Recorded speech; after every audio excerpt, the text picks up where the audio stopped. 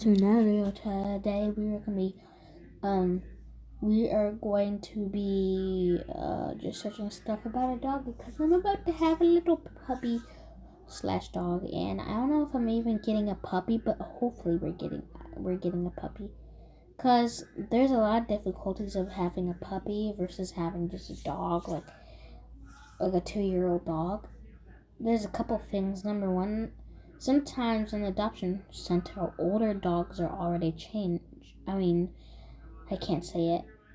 They're already trained, so you don't really have to take them nowhere. But puppies are way more cuter, and that's why sometimes people buy them more. And basically, we want to get a puppy, but we would have to take it through training, through everything, and I might miss my dog through training. So yeah, let's get right into this video, and let's do it. So we're going to AI, guys. Some people are against AI. They turn it into memes. Sorry about the background music. I'm just getting my pack of gum because I love gum.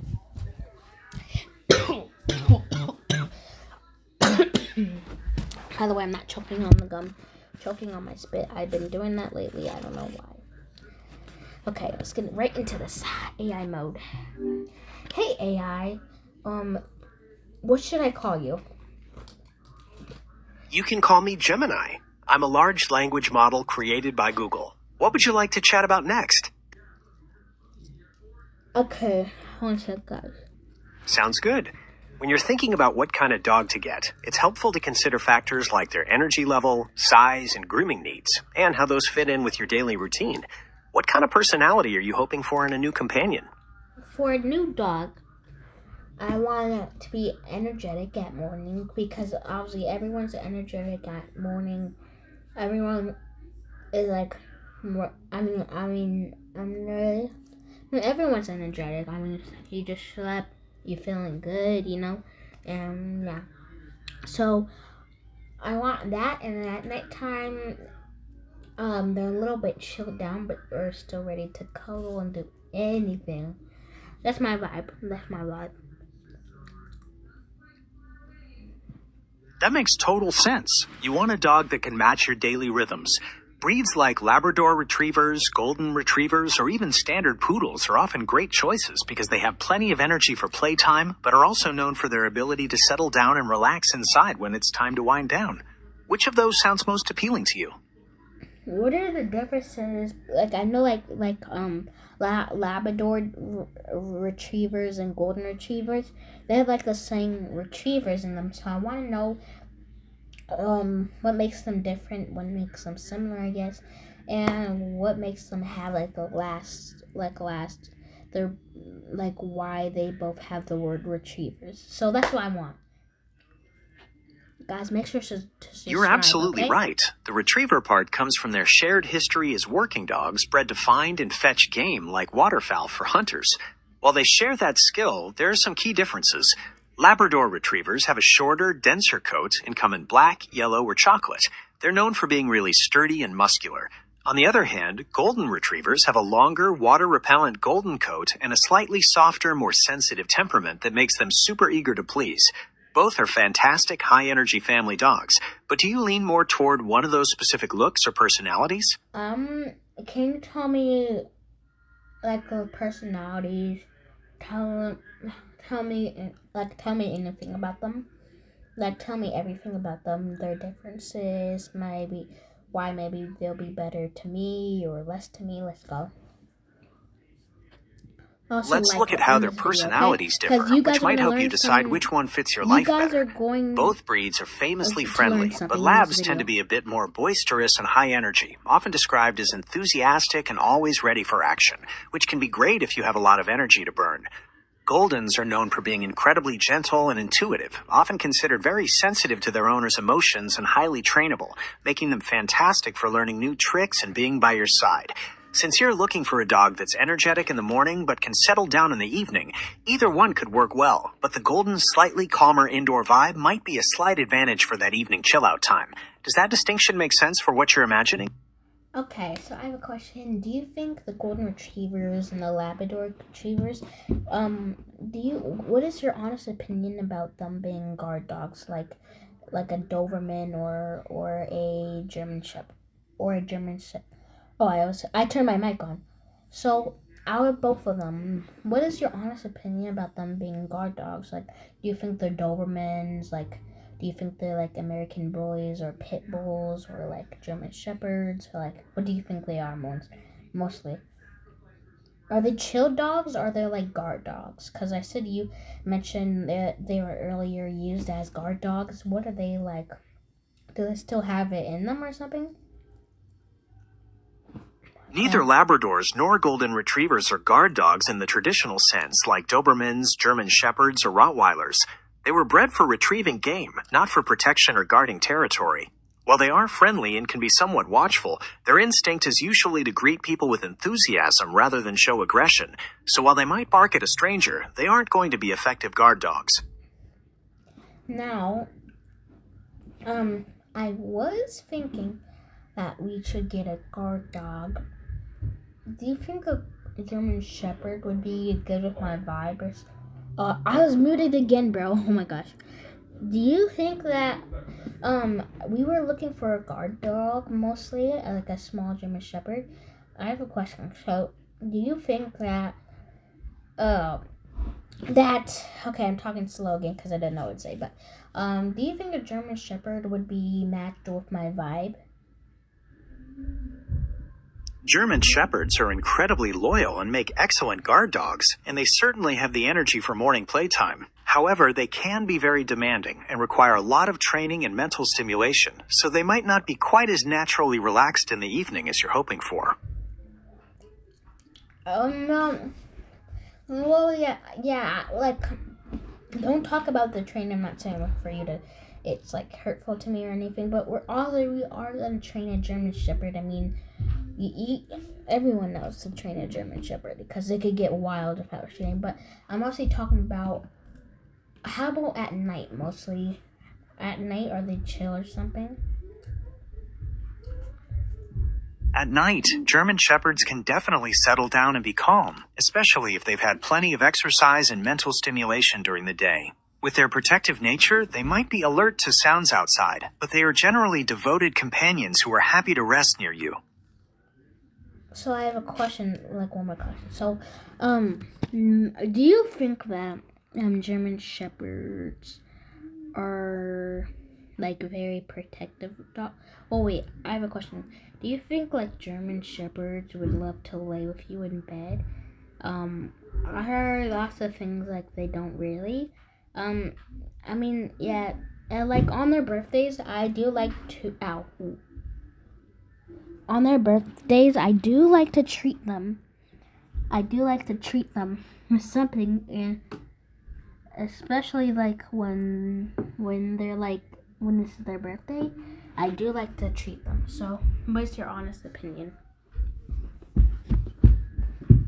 Yes, German Shepherds are known for forming deep bonds with their families, and many of them absolutely love cuddling up in bed. It sounds like you really care about making their birthday special, which is a wonderful way to show them how much they mean to you. Yeah, so that's what I was mostly thinking about, is how do I treat them when it's their birthday? And that's a perfect answer. So, are German Shepherds known to be really crazy as puppies? German Shepherd puppies are definitely known for being very energetic and curious. They're incredibly smart, so they need lots of mental stimulation and consistent What is mental stimulation? Mental stimulation is like exercising a dog's brain. It involves engaging their minds with activities that challenge them to solve problems, learn new things, or use their senses.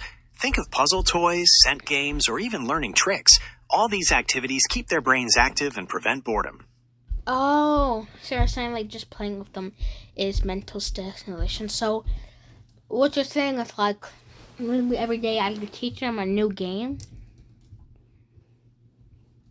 Teaching them a new game or trick is a fantastic way to keep their minds sharp and engaged. It taps into their natural intelligence and gives them a sense of purpose.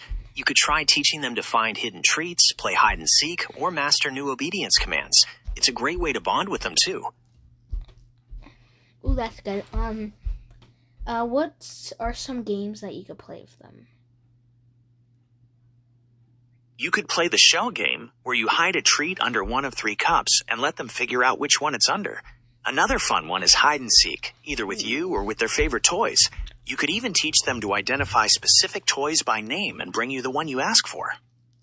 Oh, I think the cups caught my eye. I definitely teach them how to play the cups. You mean like where you put a treat under the cup, you mix them around, and they have to do, and you can do easy levels, hard levels, impossible levels. That's actually good. Exactly. That's exactly how it works. You start with the treat under 1 cup, let them watch you mix it up, and then they use their sense of smell to track it down. You can definitely increase the difficulty by adding more cups or mixing them faster. It's a fantastic way to challenge their problem-solving skills. What other games are you thinking of trying out? This is like really a crazy one. The dogs love this.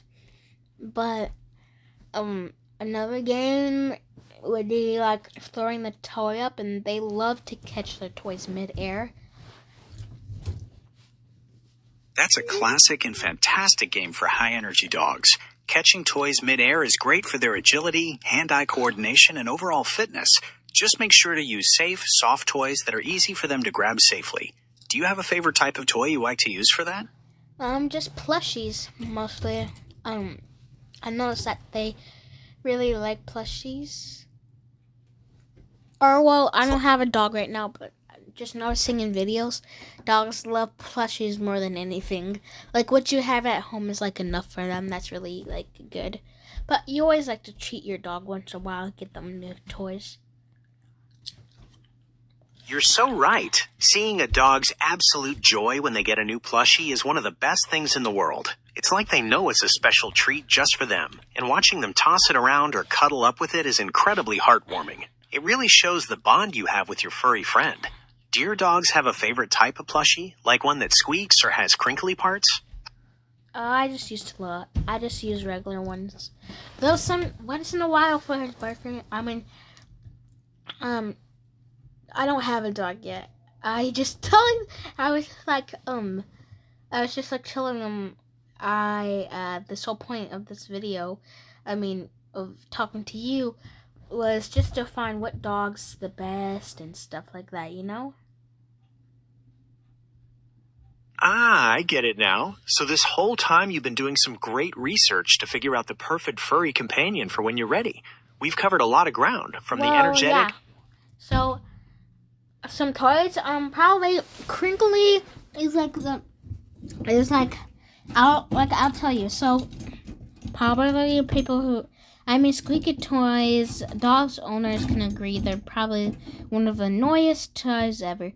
But if it's like for their birthday, like for example, if they just want, like I can't talk now, but, and once in a while for their birthdays, I'll get them a squeaky toy. I notice how dogs really like squeaky toys. They're really unique to noises, so squeaky toys definitely boosts their hearing up.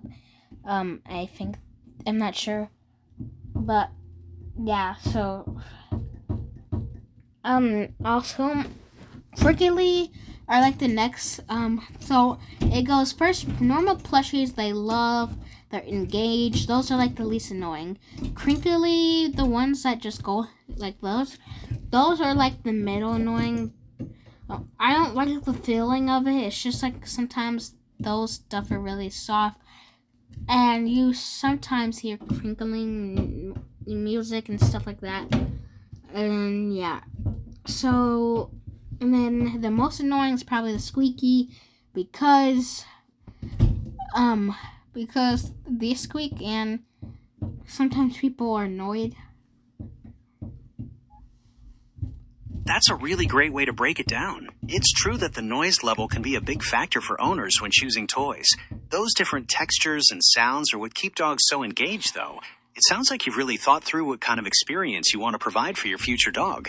What features do you think will be most important to you when you finally pick out that first toy? I don't know. I mean, like on the internet, there's like this very long plushie, and basically it's like a snake, you can say, and tug-of-war toys, they're most made out of yarn, and sometimes dogs just have that strength just to pull off the strings, and then sometimes they swallow the stuff. So it's like, I'm probably never gonna get those. Though I will get like one of those snake plushies, and snake plushies are super long, so that you could play tug-of-war that way, you know?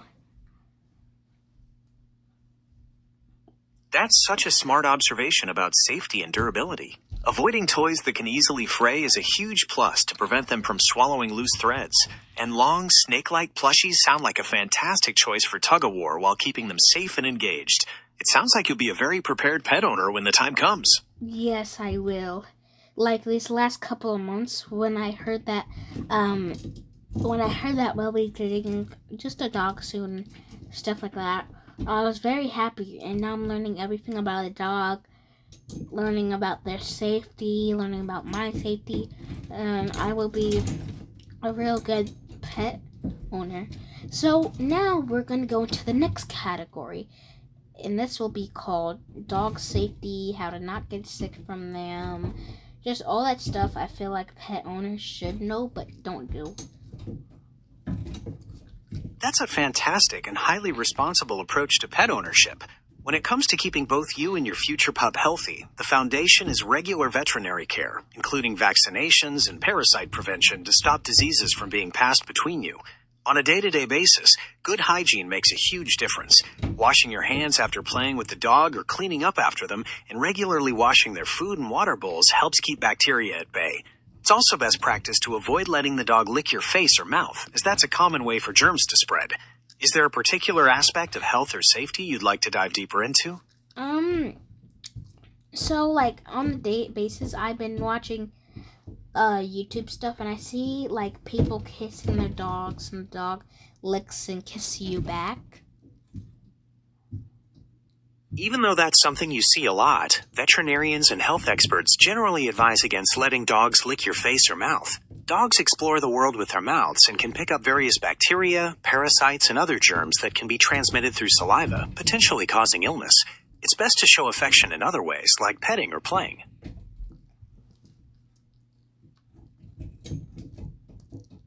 Okay.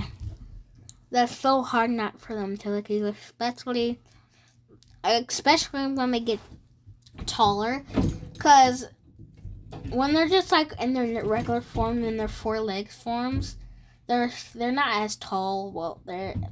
But their width, like when they stand up, their width is really long, especially when they stand up. They're taller, they're very taller than you, and that's like, and it's kind of hard. You're so right. When a large dog stands on their hind legs, they can reach eye level or even taller, which can be overwhelming if they aren't trained to keep all 4 paws on the ground. It's really important to teach them from a young age that jumping up isn't acceptable, both for your safety and to maintain good... It is said that, but yeah, teaching them boundaries is good, but I'm not saying not to teach them boundaries. I say for the standing up, it can be intimidating, but I think standing up is a good way to teach them how to attack people. I'm not saying like they just rush in and attack people. I'm not saying for them to be mean. I'm saying standing up is one like the best ways for them to attack people if they're like really mean. It's true that a large dog standing can be a powerful deterrent. Yeah. However, Okay, well, let's just get out the fighting category because I'm starting to get worried about this stuff. So let's just go into the next category. You can choose the next category. We already talked about the types of dogs that we should get. We did about the health and safety issues. We did toys. So what's next? Guys, Let's move on to training and socialization. This is such an important part of helping your future dog become a well-behaved and confident companion. We could discuss basic obedience commands, or even how to properly introduce your dog to new people and places. Oh, I forgot. We already talked about. We already talked about. We already talked about training. Oh, you're right. We did chat a bit about training. How about we talk about how to balance having a dog with your schoolwork and your YouTube channel? We could discuss ways to make sure your pup gets plenty. When you're looking at dog food, the key is finding something that provides complete and balanced nutrition for your dog's specific life stage, breed, and energy level. You'll want to look for high-quality ingredients listed first, like real meat, whole grains, and vegetables, and try to avoid artificial preservatives and fillers. There are so many great companies out there, from premium brands to raw and fresh options. So it's all about finding what works best for you. So I have a question. So, when you get the dog, do you know what they're allergic? Actually, no, that's a dumb question. Of course they have to tell you or else your dog's gonna get sick. But anyways, let's go on to another thing. So, I want to go to the category into like cooking for your dogs and what to avoid and stuff like that.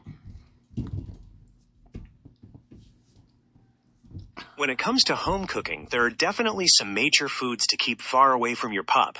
Ingredients like chocolate, grapes, raisins, onions, garlic, and artificial sweeteners like xylitol are highly toxic and can cause serious health problems.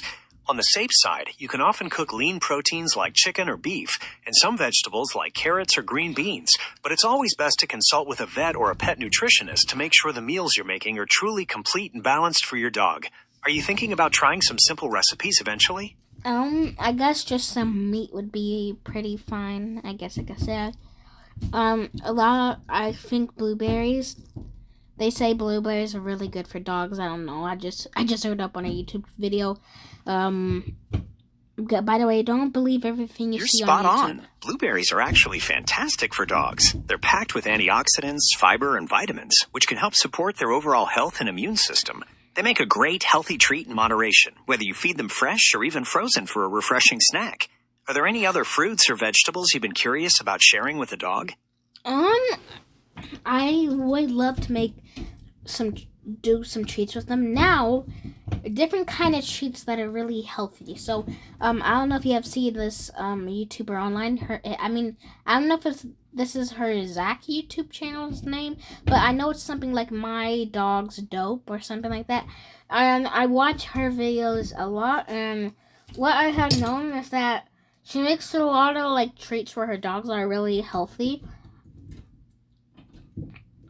Yes, I'm definitely familiar with that channel. Marissa often makes all sorts of nutritious homemade treats for her pets, like frozen yogurt bites with fruit or simple baked biscuits made with ingredients like pumpkin and peanut butter. Exploring those kinds of recipes could be a really fun way to spoil your future dog while knowing exactly what they're eating. Are there any particular flavors you think your pup might love? Can they have dragon fruit? Yes, dogs can safely eat dragon fruit. It's non-toxic and packed with beneficial nutrients like vitamin C, antioxidants, and fiber. Just be sure to peel off the outer skin, as it can be tough to digest, and feed it to them in small, bite-sized pieces to prevent any stomach upset. No, so actually I'm going to do it in a different way. So we have these like little molds. I'm going to blend the dragon fruit. I'm going to take the seeds out. I don't know if even dragon fruits have seeds, but I'm going to make sure to take out the seeds first with some clean hands. Next, before pouring the dragon fruit into the mold, I'm gonna put some blueberries on so this mold is just like a little dog paw, and I'm gonna put the blueberries on like the 4 paws, and after that, I'm going to okay, I can't talk. So after that, I can't talk. Okay, actually, let's just go to the beginning because I kind of messed up. So first, you already know what I'm going to do. So first, I'm going to get the dog size mold. I'm going to avoid the seeds and blend the dragon fruit. After that, I'm going to pour the dragon fruit into the mold. After that, on the paws, I'm going to put some blueberries on them. After that, I'm going to put a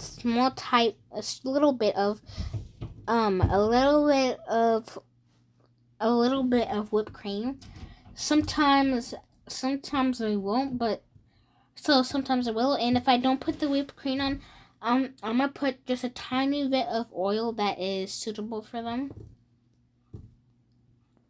That sounds like an incredibly creative and healthy treat idea. Using a paw-shaped mold is such a fun touch, and combining the blended dragon fruit with the blueberries and a little touch of whipped cream makes for a perfect nutritious snack. Your future furry friend is going to be spoiled. And wait, I forgot the part where you freeze your treats, and they're like little, and they're really good. They're really good. Freezing them sounds like the perfect finishing touch, especially for a summer day. It'll make them into little refreshing popsicles that a dog would absolutely love. It sounds like you have some fantastic, thoughtful ideas for treating your future pet. Oh, another thing, just for when they're okay, I could talk. So when they're out in my backyard, I have a good idea. So dogs get really thirsty, but they really want to play, so sometimes they avoid the thirst, and that can lead to a lot of stuff. So some people just put their drinks outside, but sometimes they get distracted and get away. Don't want it. And sometimes they're too distracted playing the dogs, and it's a little bit simple, even though it does work. So I got this again from my dog's dope. I got this again from her. Shout out to her. No advertisements, but shout out to her. But yeah, and let's go back to the thing. So basically, you put some fruit in there. You could put kiwi, apples, blueberries, all stuff that they can eat, just some fruits.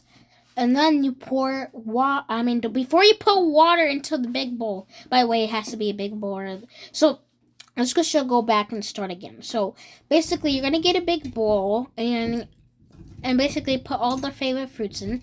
Next, put a smaller bowl inside of it, and now what you do is you pour water, cold water. Well, it doesn't really matter. Well, yeah, it does matter. Pour cold water into the big bowl and the small bowl, and then put it in the freezer, I guess. I don't know for how long, but just, I guess, until it freezes up. Now pull it out of the fridge. Now take the small bowl out, and now it's like a little, ice fruit cup for them. And it's a really good thing, because not only they're going to try to lick it, and it gives them water because it's ice, mostly ice in it, but also they have to keep progressing and licking it, and then once they lick into it, they might get about one fruit. They might get a fruit, they might get a treat. Okay, I can't talk. They might get a fruit, so it's like treating them because you're progressing. So it keeps them actually engrossed into what they're doing. It's really engrossing them into the thing, and now they'll focus on being hydrated. And then when they get bored, they can play back. If they have friends, they could play back, and then they could go back to the bowl. Perfect thing.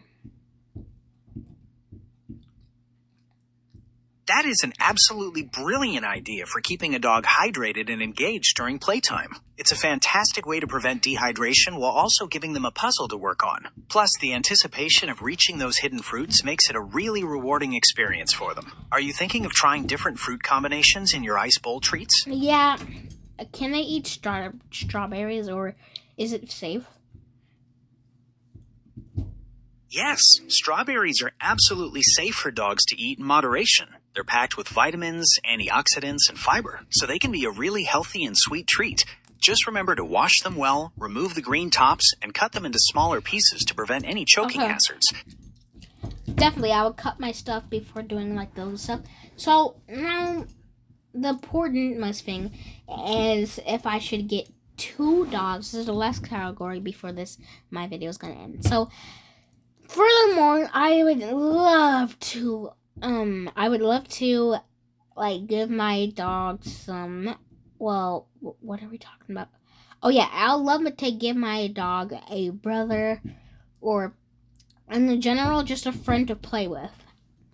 Only thing is that I don't know if I can get 2 dogs. 2 dogs are really expensive, but I do feel like my dog's gonna be lonely because the fact, I mean, we could go to dog parks. Like, dog parks are like the lifesavers. Some people don't know. It's because they're seeing dogs just at different times, different days. But they do have favorite people. And if that favorite people don't come to the dog park every day, they're going to be lonely.